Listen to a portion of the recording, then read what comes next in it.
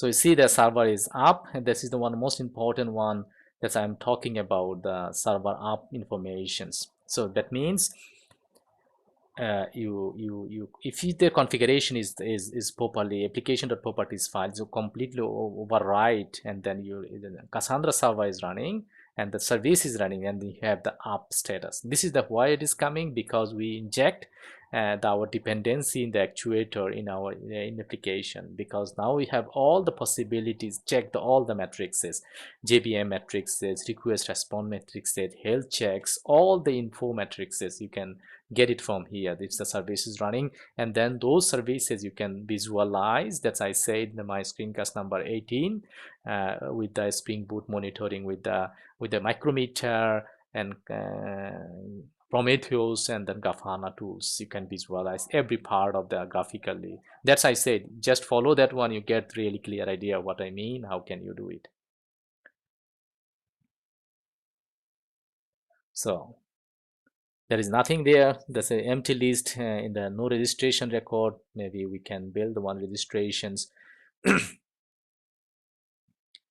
so there is maybe the one or two registrations, all the information, the first name, last names, and then you see it's the example is created last time. So the post methods, the one is just copied it from other part of the test methods. We just don't like make new entries of the this the user registration, the username test user, and maybe password, something like that to put it. And it has role like officer, it has admin role, and it's created some date.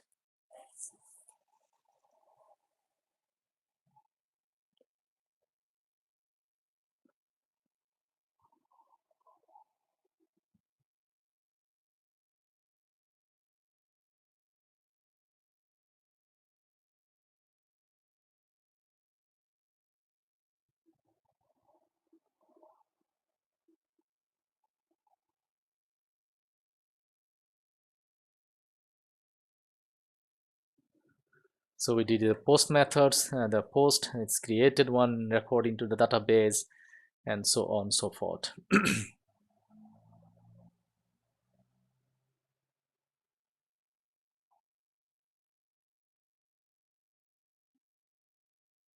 This is the only very simple test cases. Maybe you have a complex, you have a more test coverages you need to do, but I try to give it to you really abstract level information, the how can you set up, how can you test it, the functionalities in with Postman or maybe REST clients or other, or SOAP UI, depending which tools you try to use it, and then so on and so forth, depending. But you can get a really clear idea, more test coverage, and then how can set up here your basic test CRUD operations, and so on and so forth. So we put it like user ID 202 and set then the values of the some update function on these put methods. So you see the update is properly is done. The values is coming the update functions. You can delete it, so that means you didn't get it like update again the get it. So it's nothing there. So already properly basic CRUD operation is working. So you see there's some environmental settings here, then here you can also play that one, but the basic simplicity case, this is one of the part that's so if you are in the logged in the Cassandra database, in the Cassandra cluster database, you see the some query I try to write down, you can show versions and other information, you can get it like here, show versions, and then select, you see the select dot a star from plot information, that's the table names or the ORM names, then in the tables, and you get informations. You see so one of the registration table that we are putting here, the officer and username admin, when the key created, and so on and so forth. It's the plot informations. I create the plot information, there is nothing there, and so on and so forth. So they get the version informations, use the Cassandra, this is the basic query annotations, Spring Boot user registration. So one entry, we just what we directly created from from the from the Postman.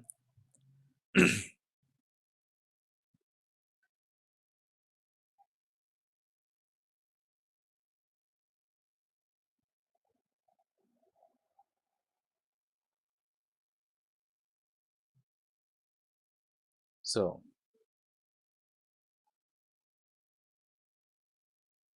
this that's trying to write down the queries because I forget the query, write down all the queries for the user role, maybe the querying something. There is no user role tables, maybe we made a mistake, an underscore.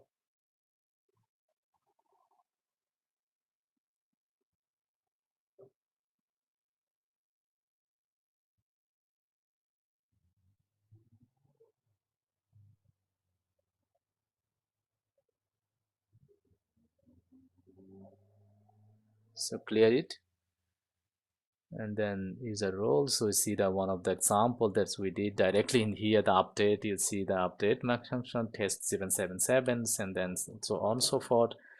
And another case is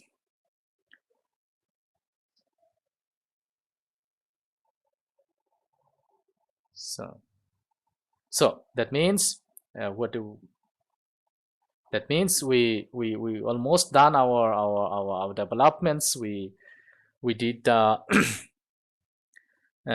we did our how can we start the building our projects with the start.spring IO and import the projects into the respective IDE from in,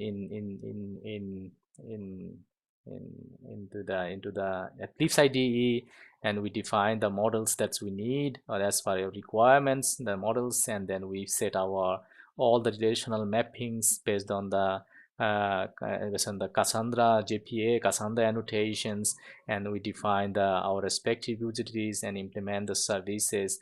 We define the services that we need, and then we define the service implementation. End of the day, we define all the controllers that we need. So it is a registration controller, exactly the same. We just inject it, and that's all. And then when the controller done, we build our application as a jar fact, and we copy the jar file in the local directory and build our how can say our our